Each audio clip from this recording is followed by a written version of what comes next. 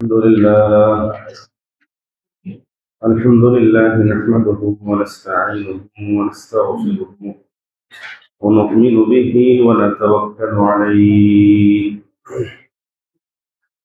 ونعوذ بالله من شرور أنفسنا ومن سيئات أعمالنا. من يهده الله فلا مضل له ومن يضلله فلا هادي له. ونشهد أن سيدنا وسندنا وحبيبنا وطبيبنا وأولانا ومولانا محمدا عبده ورسوله. أما بعد فقد قال الله تعالى في كلامه المجيد والفرقان الحميد.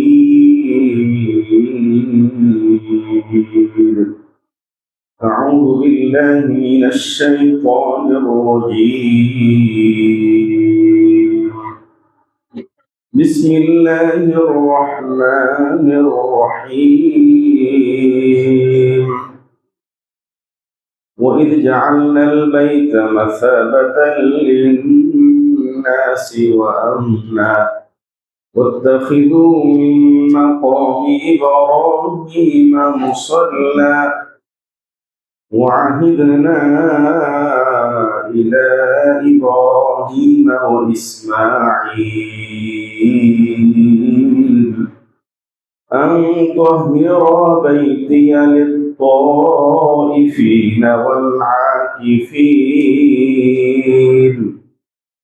والعاكفين والركع السجود. صدق الله مولانا العظيم. وقال رسول الله صلى الله عليه وسلم: من اعتكف يوما ابتغاء وجه الله تعالى جعل الله بينه وبين النار 3 خنادق أبعد مما بين الخافقين. رواه البيهقي في شعب الإيمان، أو كما قال عليه الصلاة والسلام.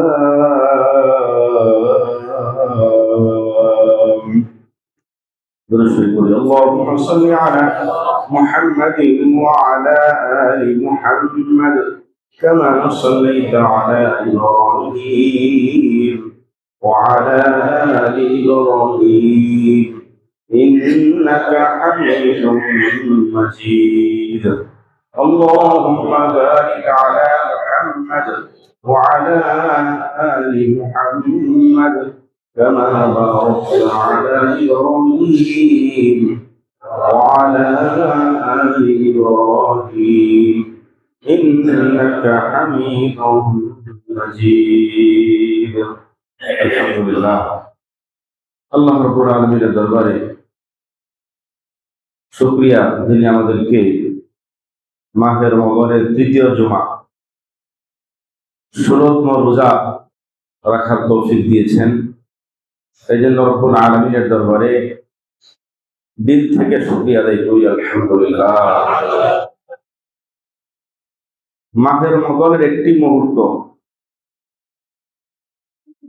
অন্য যে কোনো সময়ের চাইতে অনেক অনেক দামি, অনেক অনেক মূল্যবান। মাহে রমজানের একটি জুমা অন্য যে কোনো মাসের জুমার চাইতে অনেক অনেক মূল্যবান, অনেক অনেক দাম।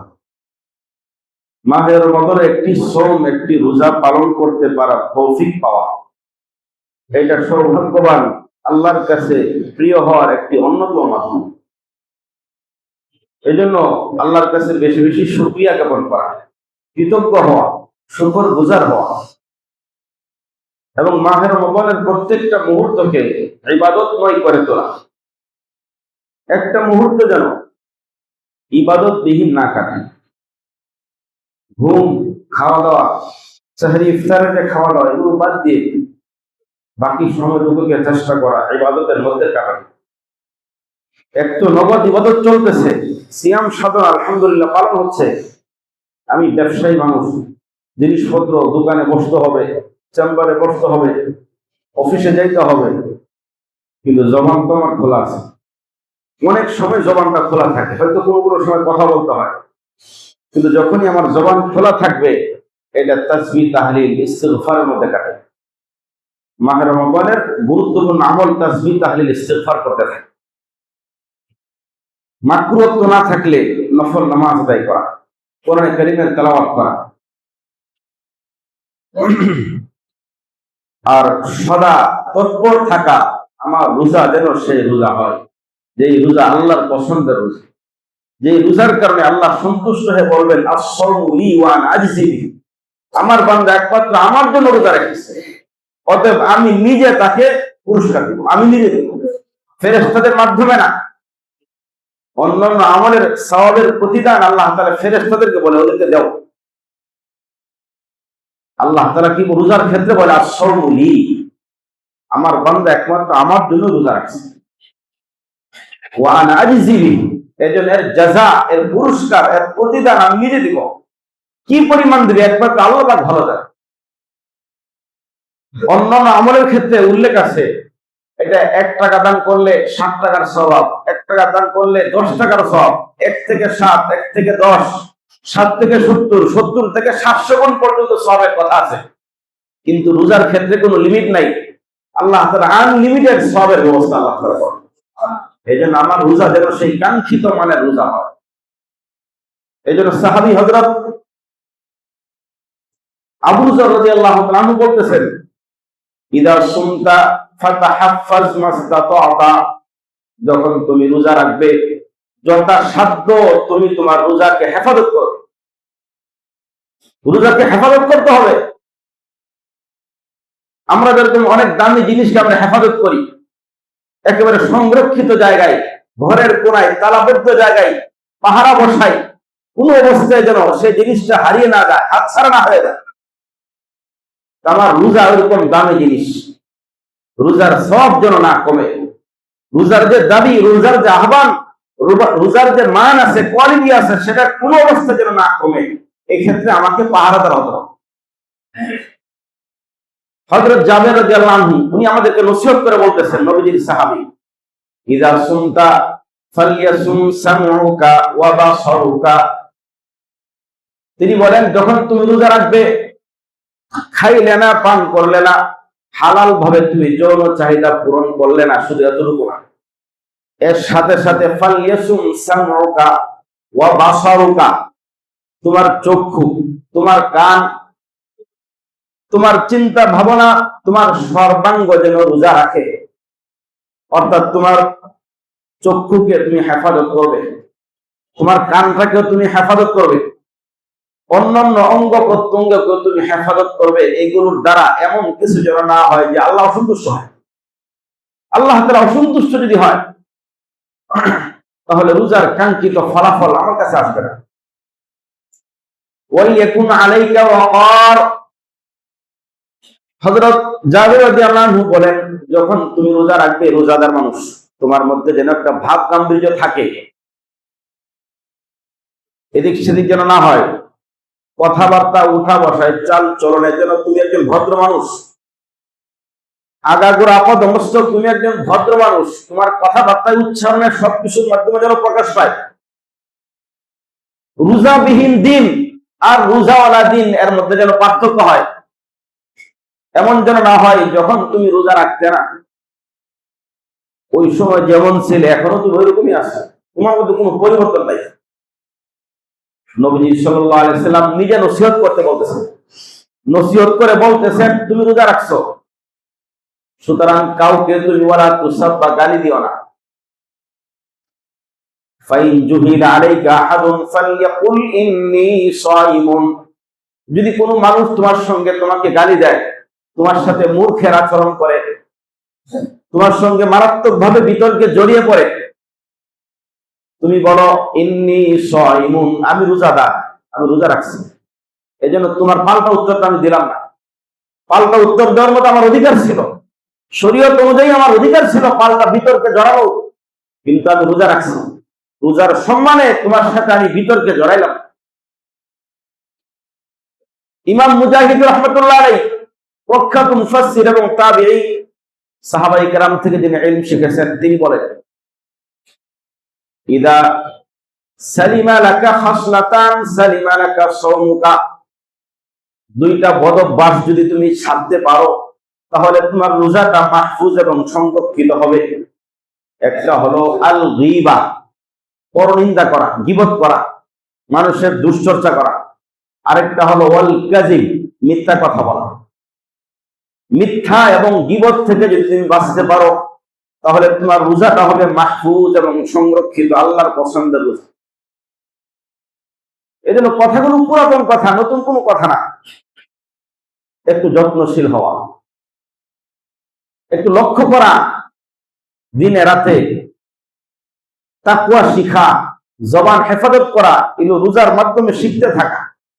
রোজার মধ্যে যদি আমার সমস্যা হয়, সরিষার মধ্যে যদি ভূত ঢুকে, তাহলে সেই সরিষা দিয়ে ভূত ছাড়ানো হবে কেন? রোজার মাধ্যমেই তাকওয়া প্রশিক্ষণের কথা আল্লাহ বলেছেন। রোজার মধ্যেই যদি তাকওয়ার পরিপন্থী বিষয় ঢুকে যায় তাহলে চিকিৎসা করবো কিভাবে? ওষুধের মধ্যে ঢুকে যাবে। এই জন্য আমাকে তৎপর থাকতে হবে, সতর্ক থাকতে হবে। আল্লাহ তাআলা ঘোষণা করেছেন, নবীজি ঘোষণা দিয়েছেন, মান সামা রমাদানা ঈমানান ওয়া ইহতিসাবা, যে ব্যক্তি ঈমানের সাথে সওয়াবের আশায় মাহে রমাদানের রোজাগুলো রাখবে, গুফিরা লাহু মা তাকাদ্দামা মিন যামবি, সহিহ বুখারী শরীফে বর্ণনা, যে তার পিছনের সব গুনাহ আল্লাহ মাফ করে দেবে। কোন সন্দেহ আছে? কাঙ্ক্ষিত মানে রোজা হতে হবে। আসসিয়ামু জান্নাতুম মা লাম ইয়াখরিকহা, নবীজি সাল্লাল্লাহু আলাইহি ওয়াসাল্লাম এই কথা স্মরণ করে দিয়েছেন যে মাহে রমজানের রোজা এমন শক্তিশালী, জাহান্নামের আগুন তার ধারে কাছে আসতে পারবে না। আসসিয়ামু জুন্নাহ, মাহে রমজানের রোজা হচ্ছে জুন্নাহ। জুন্নাহ মানে ঢাল। কখন? মা লাম ইয়াখরিকহা, যতক্ষণ পর্যন্ত এই ঢালটাকে ছিদ্র করে না ফেলা হয়। ছিদ্র করা হয় কেমনে? বিল গীবাতি ওয়াল কাযিব, মিথ্যা এবং গীবতের মাধ্যমে রোজা ছিদ্র হয়ে যায়, রোজার ঢাল ছিদ্র হয়ে যায়। তখন সে কাজ করতে পারে, জাহান্নামের আগুনকে সে ঠেকাতে পারে। আল্লাহর মেহেরবানিতে আমরা 16তম রোজা পার করছি।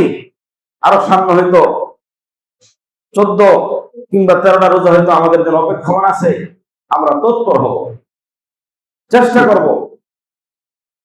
এই রোজা আমার জীবনের শেষ রোজাও হতে পারে, এই রমাদান আমার জীবনের সর্বশেষ রমাদান হতেও পারে। এটা মনে রেখে যতটুকু সাধ্যে কোলায় সামর্থ্যের সর্বোচ্চটুকু দিয়ে আমরা চেষ্টা করব। ব্যবসা বাণিজ্য যাদের আছে, ব্যস্ততা আছে, ব্যবসা বাণিজ্য তো বন্ধ করা যাবে না, করেন করেন। এর বাহিরের যে সময়টা পান, একটু কষ্ট হবে, কষ্ট হোক না, 1 মাসই তো, এই 12-13 দিনই তো আছে, একটু কষ্ট বেশি করেন। আল্লাহর ওয়াস্তে ওই 8 রাকাত করে দৌড় দিয়েন না, 10 রাকাত করে দৌড় দিয়েন না, 12 রাকাত করে দৌড় দিয়েন। এই 40টা সাজদা অতিরিক্ত আল্লাহর কুদরতি কদমে দেওয়ার চেষ্টা করেন। আপনি যদি ব্যস্ত থাকেন ভিন্ন কথা ছিল, ব্যবসায়িক ব্যস্ততা আছে, আপনার উপর পাবন্দি আছে, যেটা লম্বা সময় মসজিদে যাওয়া যাবে না, অন্যদের চাকরি চলে যাবে, এই জাতীয় বিষয় থাকলে তো ভিন্ন কথা। কিন্তু আমরা যেটা দেখতে পাই, 8 রাকাত করে দৌড় দিয়ে যাই কোথায়? মোবাইল শরীফ খুলে, মোবাইল শরীফ। খুব দুঃখজনক, আড্ডা দিতেছে, আড্ডাতে 20 মিনিট 40 মিনিট সময় চলে যেতেছে। কালকে আমি ঘুরতে পেরেছিলাম, দেখি যে দেখি আল্লাহ কি করে, দেখি যে মাশাআল্লাহ তারা বিশেষ 10:30 বাজে, 11:15 কাছাকাছি। অনেকে গল্প করতেছে, অনেকে মোবাইল নিয়ে ব্যস্ত আছে, অনেকে এমনি আলোচনা করতেছে। মসজিদে আসলেই মসজিদের বাহিরে যাওয়ার গুরুত্ব বেড়ে যায় নাকি? নাউযুবিল্লাহ। কোন বিতর্ক করার প্রয়োজন নেই। 40-এর একটা অ্যাকশন আছে কিনা, 40-এর একটা পাওয়ার আছে। পরিবর্তন করে, মানুষের মন পরিবর্তন করে, হৃদয় পরিবর্তন করে। 40-এর কিন্তু একটা অ্যাকশন আছে। প্রতি 40 দিন পর পর মানুষের মানব সৃষ্টির ক্ষেত্রে পরিবর্তন আসে।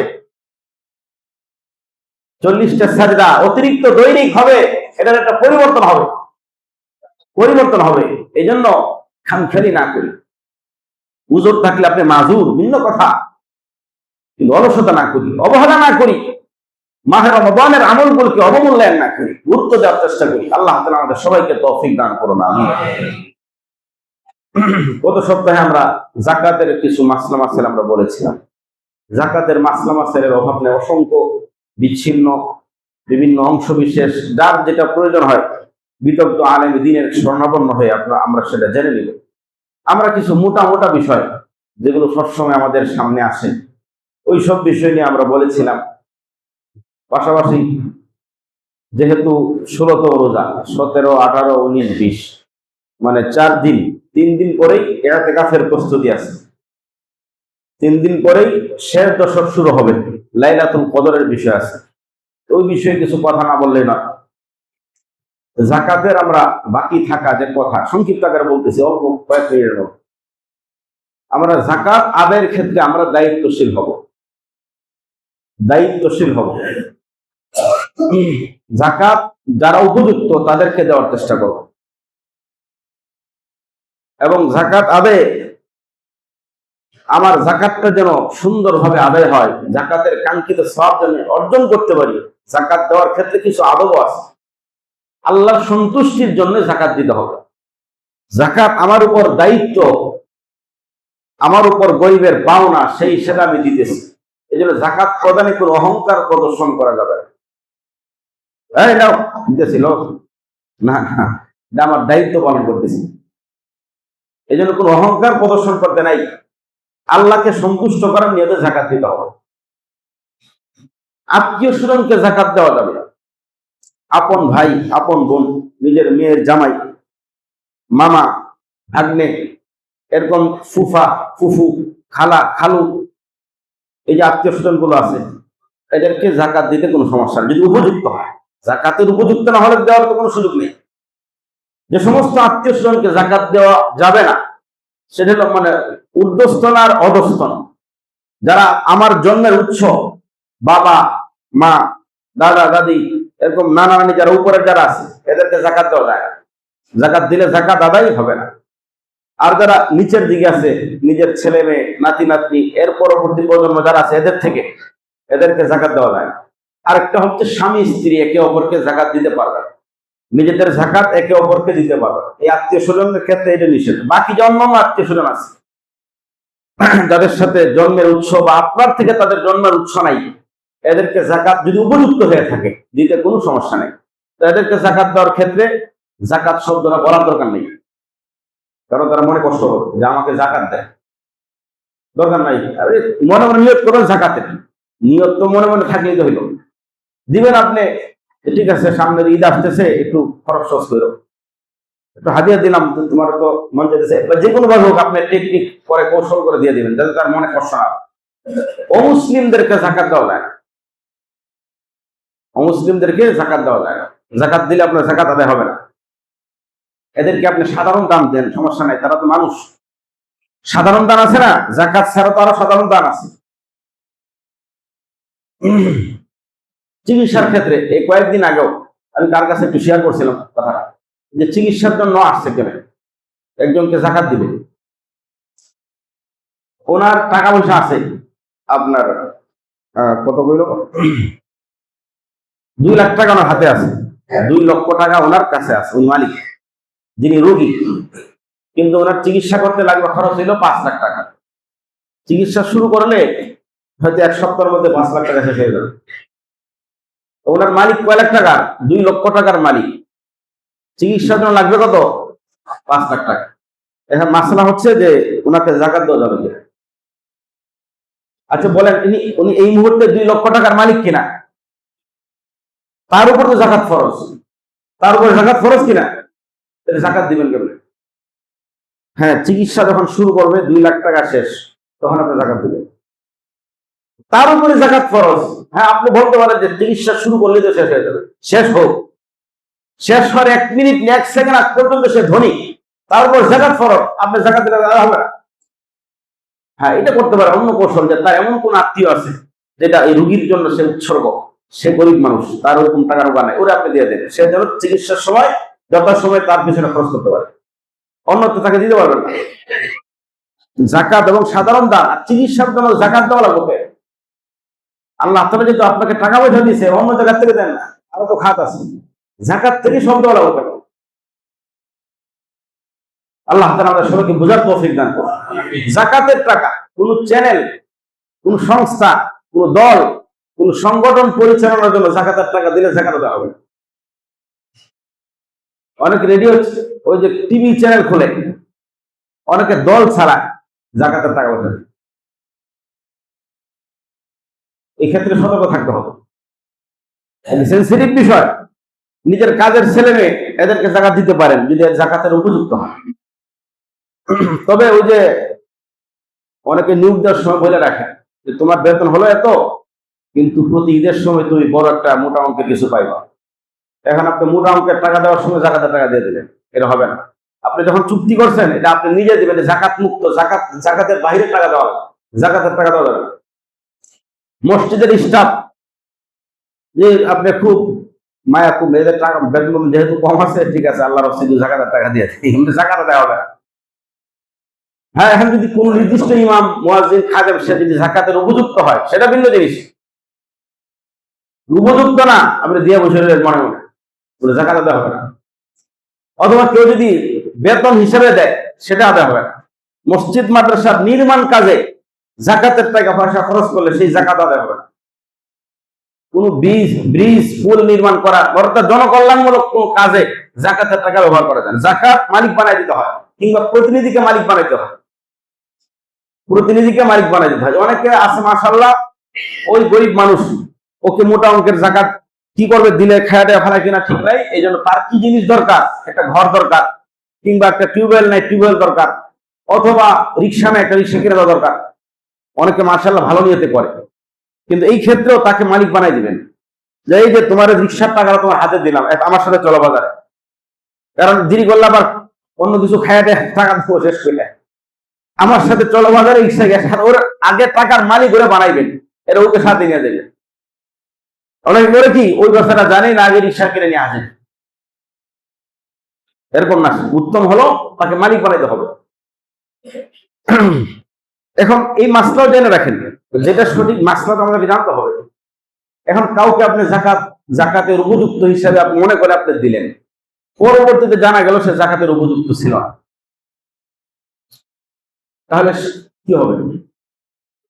তাহলে আপনার জাকাত আদায় হয়ে যাবে, কিন্তু ওই লোক চরম পর্যায়ের গুনাহগার হবে, মারাত্মক পর্যায়ের গুনাহগার। আর একটা মাসলা, এই মাসলা হয়তো অনেকে আবার হজম করতে কষ্ট হইতে পারে, কিন্তু করার কিছু নাই।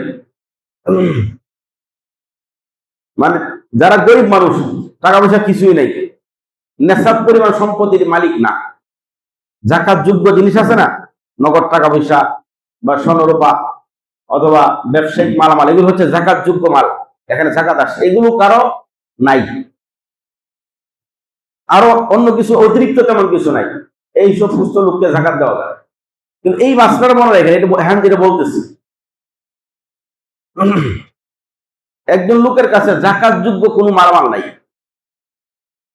কিন্তু তার গৃহস্থ, পরিবারস্থ, নিজের বা তার অধীনের নিজের অতিরিক্ত জুতা মোটামুটি 1-2 সেট হলে তো চলে, আরো বেশি আছে, খাট প্রয়োজনের চেয়ে আরো বেশি আছে, ওয়ারড্রোব আছে প্রয়োজনের চেয়ে বেশি, এরকম মালামাল যেগুলোর উপর জাকাত আসে না, কিন্তু এগুলো নিজের প্রয়োজনের চেয়ে অনেক বেশি। এই অতিরিক্ত গুলোকে যদি হিসাব করা হয় তাহলে জাকাতের সমপরিমাণ, জাকাতের নেশাব সমপরিমাণ টাকা হয়ে যায়। এমন কিছু বিলাসপ্রিয় কিছু মানুষ আছে যাদের উপর জাকাতের মালামাল তো নাই, কিন্তু অতিরিক্ত জিনিসের অভাব নাই, ওগুলোর যদি দাম হিসাব করা হয় তাহলে 52.5 ভরি যে রূপার যে দাম আছে এর চেয়ে বেশি হয়ে যায়। এদেরকে জাকাত দিলে জাকাত দেওয়া হবে না, মনে রাখতে হবে। কিন্তু এরাও কিন্তু জাকাত নেওয়ার জন্য মোটামুটি প্রস্তুত থাকে, যে আমরা তৈরি আছি।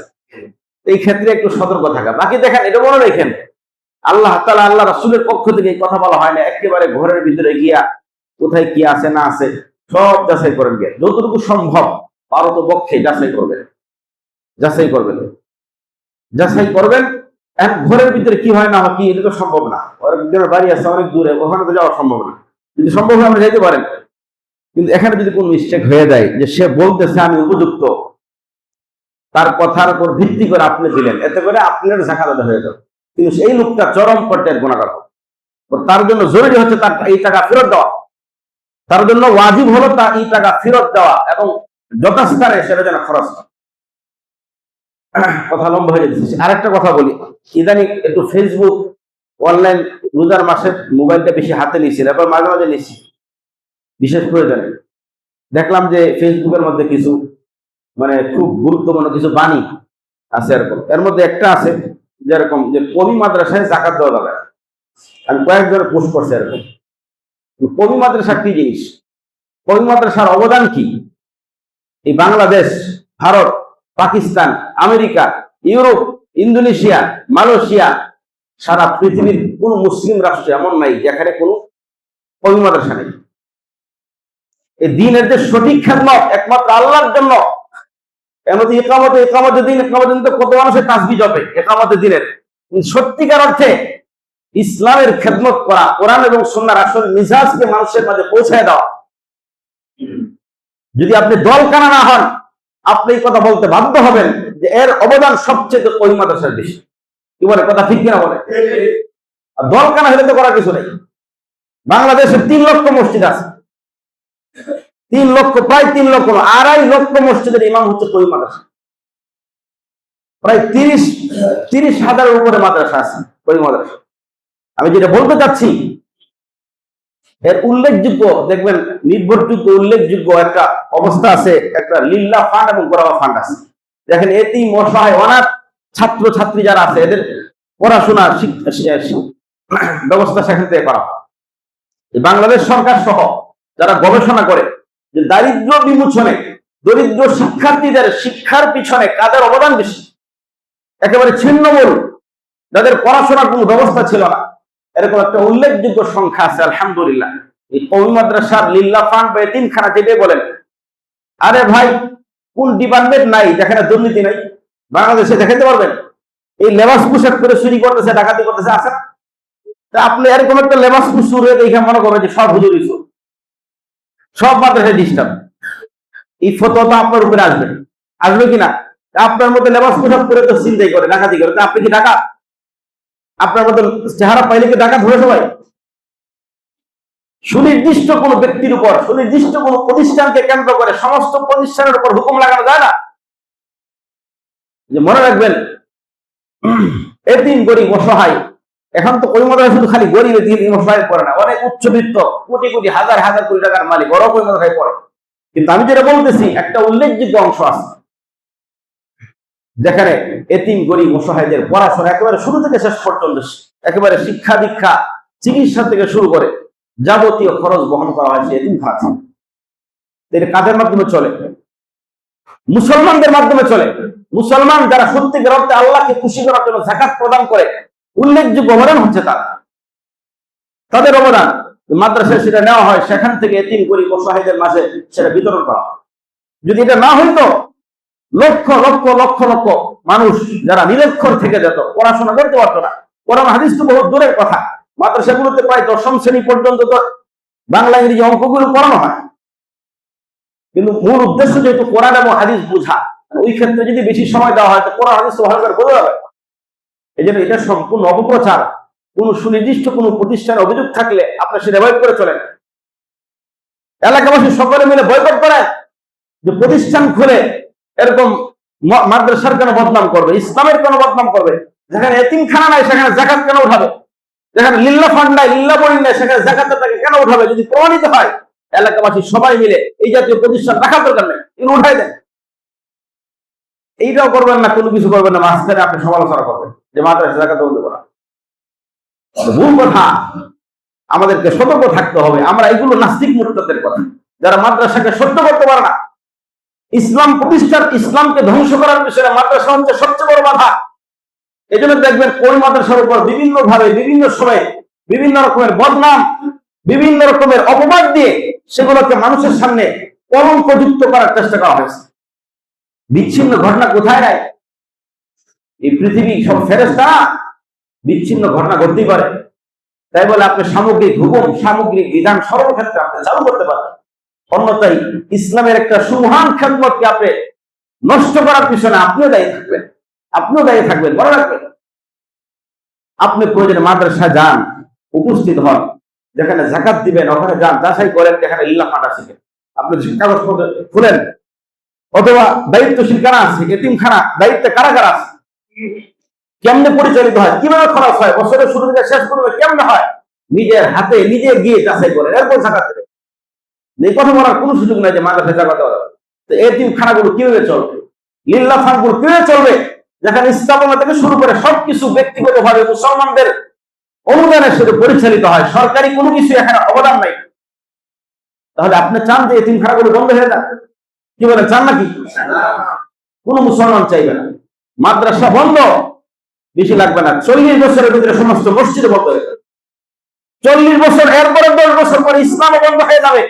বুখারা সমরকন্দের ইতিহাস আমার বোন, বুখারা সমরকন্দ দেখেন ইমাম বুখারী রাহমাতুল্লাহ জন্ম হয়েছিল। প্রথমত সেই নাস্তিকেরা মাদ্রাসাগুলো বন্ধ করে দেয়। এই বুখারাতে নাস্তিক মুরতাদের অভাব নাই, মাদ্রাসাগুলো বন্ধ হয়েছে। ওই রাখাল যদি না থাকে, বকরির রাখাল, বকরিগুলোকে যেরকম বাঘ মুহূর্তের মধ্যে ধ্বংস করে দেয়, তদ্রুপ এই কওমি মাদ্রাসাগুলো যেদিন থাকবে, ঈমান এবং আমলের পাহারাদারি চলবে। যেদিন কওমি মাদ্রাসাগুলো বন্ধ হয়ে যাবে, ঈমান এবং ইসলামের পাহারাদার খুঁজে পাওয়া যাবে না। সঠিক ইসলামকে নষ্ট করে একটা প্রতিকৃতি কেবলমাত্র মানুষের সামনে ইসলামের দেওয়া দেওয়া হবে, প্রকৃত ইসলাম কিন্তু খুঁজে পাওয়া যাবে। দুঃখজনক হলে সত্য, আমরা ওই নাস্তিকদের কথায় আমরাও কথা তুলি, তাদের কথাগুলো আমাদের মুখে নিয়ে আসি। আল্লাহ তাআলা আমাদের সবাইকে বোঝার তৌফিক দান করুন। 17, 18, 19, 20 4 দিন পরেই শুরু হচ্ছে মাহে রমাদানের শেষ দশকে আছে লাইলাতুল কদর। লাইলাতুল কদর রয়েছে। এই লাইলাতুল কদর সম্পর্কে আল্লাহ তাআলা বলেছেন, লাইলাতুল কদরি খায়রুম মিন আলফি শাহর। লাইলাতুল, একটি রাতে ইবাদত করা, কদরের রাতে ইবাদত করা 1000 মাস ইবাদত করার চেয়ে বেশি উত্তম। দুর্বল হাদিস না, জাল হাদিস না, নাকি আল্লাহর কোরআনে আছে? আল্লাহ নিজে বলতেছে লাইলাতুল কদরি খায়রুম মিন আলফি শাহর। 1000 মাস কয় বছর হয়? 1000 মাস কয় বছর হয়? 83 বছর প্লাস 83 বছর 4 মাস নয়। এক আল্লাহর বান্দা যদি 10 বছর লাইলাতুল কদর পেয়ে গেছে, তার আমলের অবস্থা কি হবে চিন্তা করা যায়। 83 বছর, এক গুণন কত? 10, কত হয়? 830। 830 বছরের ইবাদত তার আমলনামায় লেখা হয়েছে। আল্লাহ তাআলা এই উম্মতে মুহাম্মাদীকে আল্লাহ এই আয়াত নাযিল করে সান্ত্বনা দিয়েছিলেন, তোমাদের হায়াত কম, তোমাদের বয়স, তোমরা দীর্ঘদিন পর্যন্ত বাঁচো না, কেউ 70, কেউ 80, কেউ 60 বছরে চলে যাও। চলে গেলে কি হবে? অন্যান্য উম্মতের বয়স ছিল কারো 1000, কারো 950 বছর, কারো 1200 বছর, কারো কিছু কম বেশি। তাতে কি, আমি তোমাদেরকে এমন এমন জিনিস দিয়ে দিছি, মেহনত কম কিন্তু লাভ বেশি। এটা তো লাইলাতুল কদর পাওয়ার জন্য নবীজি নির্দেশ দিয়েছেন, তাহাররাউ লাইলাতুল কদরি ফিল আশরিল আওয়াখির মিন রমাদান। তোমরা লাইলাতুল কদর তোমরা তালাশ করো। সহিহ বুখারী শরীফের বর্ণনা, নবীজি হুকুম দিচ্ছেন তাহাররাউ, নির্দেশ সূচক শব্দ, তোমরা তালাশ করো। আমরা অনেকে তালাশ করতে চাই না। তালাশ করো, নবীজির নির্দেশ সূচক শব্দ, তোমরা তালাশ করো লাইলাতুল কদর কোথায়? ফিল আশরিল আওয়াখির মিন রমাদান, রমাদানের শেষ 10 দিনে। তাহলে তালাশ করা এটা আল্লাহ রাসূলের পক্ষ থেকে নির্দেশ কিনা? আমাকে তালাশ করতে হবে কি হবে না? আমরা তালাশ করতে চাই না, তালাশ করতে হবে নবীজির নির্দেশ। শেষ 10 দিনের যে কোনো একদিন হচ্ছে লাইলাতুল কদর। কিন্তু কোন দিন লাইলাতুল কদর? আরেক হাদিসের বর্ণনায় পাওয়া যায়, মিনাল বিত্রি শব্দটা আছে। মিনাল বিত্রি শব্দের অর্থ হলো বেজুর, অর্থাৎ শেষ দশকের বেজুর রাত্রিগুলোর মধ্যে তোমরা ইহতিমাম একটু বেশি করো। বেজুর রাত্রিতেই লাইলাতুল কদর নিশ্চয়তা দেওয়া মুশকিল। শেষ দশকে লাইলাতুল কদর এর নিশ্চিত, কিন্তু বেজুর রাত্রিতে লাইলাতুল কদর হওয়ার সম্ভাবনা বেশি। বেজুর রাত্রিগুলোর মধ্যে 27 রাতটা আরো বেশি সম্ভাবনা আছে, কিন্তু নিশ্চিত ভাবে বলা যাবে না। নিশ্চিত ভাবে যদি বলতে হয়, বলতে হবে কেমনে? ফিল আশরিল আওয়াখির, রমজানের শেষ 10 রাতে লাইলাতুল কদর আছে, এটা নিশ্চিত। এজন্য লাইলাতুল কদর যার সামনে দিয়ে চলে গেল, সে চেষ্টা করলো না, মেহনত করলো না। নবীজি বলছেন ওয়ালা ইউহরামুহা ইল্লা মাহরুম, এই লোক হতভাগা, এই লোক হচ্ছে বঞ্চিত। যে কপাল পোড়া, তার কপাল পুড়ছে। এত বিশাল বড় সুযোগ চলে গেল। 83 বছর 4 মাসের ইবাদত এক রাতে ইবাদত করলে পাইতো। আল্লাহ নিজে বলছে। ওর এর চেয়ে আরো বেশি খায়রুল শব্দ আছে, খায়রুম মিন আলফি শাহর, 1000 মাসের চাইতে আরো বেশি। কি পরিমাণ বেশি আল্লাহ তাআলা সেটা বলেন নাই। যার চোখের সামনে দিয়া একটা বিশাল একটা অফার চলে গেল, সে নিল না, একটু কষ্ট করলো না। আল্লাহ রাসূল বলেন মাহরুম, সে বঞ্চিত, সে হতভাগা, সে কপাল পোড়া। আমাদের আয়েশা রাদিয়াল্লাহু আনহা নবীকে বলতেছেন, হে আল্লাহর রাসূল, আমি যদি লাইলাতুল কদর পাই আমি কি আমল করব? নবীজি বলেন, তুমি এই দোয়াটা বেশি বেশি করবা, আল্লাহুম্মা ইন্নাকা আফুউন তুহিব্বুল আফওয়া ফাআফু আন্নী। বলেন আমার সাথে বলেন, আল্লাহুম্মা ইন্নাকা আফুউন তুহিব্বুল আফওয়া ফাআফু আন্নী। এটা শুধুমাত্র লাইলাতুল কদর না, সারা বছর পড়া একটা দোয়া। এখানে আল্লাহ তাআলার সম্মানিত নাম আছে আফুগুন। এটা আল্লাহ তাআলার একটা নাম, যে আল্লাহ আপনি তো পরম ক্ষমাশীল, আপনি ক্ষমা করতে ভালোবাসেন, তা আপনি আমাকে মাফ করে দেন, আমাকে ক্ষমা করে দেন। এটা বেশি বেশি করতে বলা হয়েছে। আল্লাহর কাছে বেশি বেশি ইস্তিগফার করা, বেশি বেশি মাফ চাওয়া। লাইলাতুল কদরে কি আমল করব? বড় আমল হচ্ছে একজন দোয়া করা। 1 নম্বর আমল আমরা করব, লম্বা লম্বা নামাজ পড়ার চেষ্টা করব। যতগুলো সূরা মুখস্থ আছে সবগুলো প্রথম রাকাতে পড়ি, দ্বিতীয় রাকাতে আবার সবগুলো পড়ি। যত লম্বা নামাজ হবে তত বেশি সওয়াব পাওয়া যাবে বেশি। নামাজের কোয়ালিটি যেন ভালো হয়, কোয়ান্টিটির চাইতে কোয়ালিটি যেন ভালো হয়, পরিমাণের চাইতে মান যেন ভালো হয়।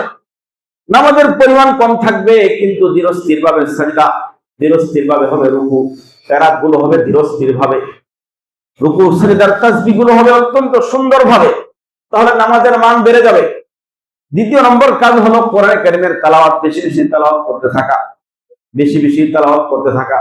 তৃতীয় নম্বর হলো তওবা ইস্তিগফার, জিকির আজকার বেশি বেশি করতে থাকা। 4 নম্বর হলো আল্লাহর কাছে বেশি বেশি দোয়া করা, প্রার্থনা করা, আল্লাহর কাছে খুব বেশি বেশি ক্ষমা চাওয়া। আর সাবধান থাকা, কোনো অবস্থায় ফজরের নামাজ যেন মিস না। এশা এবং ফজরের জামাত তাকবীরের সঙ্গে আদায় করার চেষ্টা করা। কি বলে, চেষ্টা করবো তো ইনশাআল্লাহ, চেষ্টা করবো তো ইনশাআল্লাহ। আল্লাহ তাআলা আমাদের সবাইকে তৌফিক দান করুন। লাইলাতুল কদর নিশ্চিত ভাবে পাবো কেমনে? এর একটা সহজ আমল, সুন্দর আমল, একটা বিরল এবং অদ্বিতীয় বেনজির আমল হচ্ছে ইতিকাফ। কি বলেন, ঠিক কিনা বলেন? ইতিকাফ, কারণ লাইলাতুল কদরে পুরোপুরি রাত কেউ ইবাদত করতে পারে, সম্ভব তো হয় না। তো বাথরুমে চলে যায়, স্ত্রীরা চলে যায়, মাঝে মাঝে ঘুমাইতে পারে, বাসায় যেতে মন চায়, চা খাইতে মন চায়, এই যে পুরো রাত ইবাদত বন্দেগী করা সম্ভব হয় না। কিন্তু যে ইতিকাফে পড়ছে, ইতিকাফে বসে যদি ঘুমায়ও যায়, চাও খায়, পানও যদি খায়, গল্প যদি করে, উল্টা পাল্টা গল্প না, ভালো গল্প যদি করে, তাহলে তার পুরো সময়টা ইবাদতের মধ্যে লেখা। সে যেন সারা রাত, সারা লাইলাতুল কদর সে ইবাদতের মধ্যে কাটাই দিচ্ছে। এই জন্য লাইলাতুল কদর পাওয়ার সুনিশ্চিত পন্থা হচ্ছে ইতিকাফ। কি বলেন, ইতিকাফ করতে রাজি আছে তো ইনশাআল্লাহ? ইতিকাফ 3 প্রকার আছে, সুন্নতে মুআক্কাদা, কিফায়া এবং নফল, আর একটা হচ্ছে ওয়াজিব। আমরা ওয়াজিব যেটা, সেটা হচ্ছে মান্নতের ইতিকাফ বা নফল। সুন্নতে ইতিকাফ যদি ভেঙে যায় তাহলে সেটা কাজা করা ওয়াজিব হয়। আর নফল তো সারা বছরই চলে। আপনি আধা ঘন্টার জন্য মসজিদে আসছেন ইতিকাফের নিয়তে, মসজিদে প্রবেশ করা একটা আদব আছে না, ইতিকাফের নিয়তে প্রবেশ করা, যতক্ষণ থাকবেন ইতিকাফ, এটা নফল। সুন্নতে মুআক্কাদা ছাড়া এগুলো নফল। কিন্তু মাহে রমজানের 20তম রোজার শেষ মুহূর্তে, 21তম রোজার রাত শুরু হওয়ার কিছুক্ষণ আগের থেকে, অর্থাৎ 20তম রোজার মাগরিবের আগে, 20তম রোজার মাগরিবের আগের থেকে শুরু করে ঈদের চাঁদ দেখা পর্যন্ত আল্লাহর ঘরে অবস্থান করা, এটা হচ্ছে ইতিকাফের নিয়তে। এটা সুন্নতে মুআক্কাদা কিফায়া। মহল্লার বাসী তো বসতে হবে, যদি কেউ না বসে সমস্ত মহল্লাবাসী গুনাহগার হবে। কোন কোন জায়গা আছে টাকা পয়সা দিয়ে ভাড়া করে বসে, নাউজুবিল্লাহ, এমন আজগবি জিনিস আছে, এটা সবাই গুনাহগার হবে, কেউ বাদ যাবে না, মহল্লাবাসী সব গুনাহগার হবে। এবং এটা মাকরুহে তাহরিমি, টাকা পয়সা দিয়ে ইতিকাফ করবে মাকরুহে তাহরিমি, হারামের কাছাকাছি। দায়িত্বটা আদায় হবে না উপরন্ত সমস্ত মহল্লাবাসী গুনাহগার এবং আল্লাহর কাছে এরা চরম পর্যায়ের গাফেল, অলস হিসেবে সাব্যস্ত। একটা মানুষ পাওয়া গেল না যে শেষ 10 দিনে সে ইতিকাফ করবে। এই মহল্লাবাসী খুব সতর্ক থাকা দরকার, তওবা করতে হবে আল্লাহর কাছে। আলহামদুলিল্লাহ, আল্লাহর মেহেরবানি, আমি এখান থেকে আজকে 4 বছর পারে 5 বছর শুরু হয়ে গেছে। এখানে আসলাম, প্রথম থেকে দেখতেছি মাশাআল্লাহ অসংখ্য মানুষ, মানে খুব খুশি লাগে, আমার কাছে ভালো লাগে। প্রায় 20 জন 25 জন একেবারে পুরা 10 দিনের, আর সুন্নতের তো নফলের তো আছে আরো 10-15 জন, সব মিলা 30-35-40 এর কাছাকাছি হয়ে গেল। আলহামদুলিল্লাহ সুম্মা আলহামদুলিল্লাহ। এবছর তো ইনশাআল্লাহ নিয়ত করতে পারি, কি বলেন? ইনশাআল্লাহ। আমি তো ইনশাআল্লাহ তৈরি আছি, আর কারা কারা রাজি আছেন ইনশাআল্লাহ? আর একটু হাত উঠান, নিয়ত করেন সবাই, একটু ভালো করে নিন। যারা মাশাআল্লাহ, এই যে আমাদের হাজী সাহেব নিয়ত করে ভাই, তোমার মাশাআল্লাহ হোসেন নিয়ত করছে, এই ভালো, আর একটু হাতটা উঠান একটু ভালো করে। আমি একটু গুনতেছি একটু, 1 2 3 4 5 6 7 8 9 10 11 12 13 14 15 21 22 জন হাত মারা কষ্ট করে 22 জন হয়ে উপরে হয়তো আরো অনেকে আছে, বাহিরে এখনো হয়তো মসজিদে আসে না, অন্য কোথাও নামাজ পড়ছে এরকম আছে। আমরা নিয়ত করবো ইনশাআল্লাহ, আর এখানে একটা কাগজ দেওয়া থাকবে, যারা যারা মোটামুটি নিয়ত করেছি, আমরা নিয়ত করে আমরা নামটা লেখাই, আল্লাহ তাআলা কবুল করলে তো আমরা বসতে পারবো।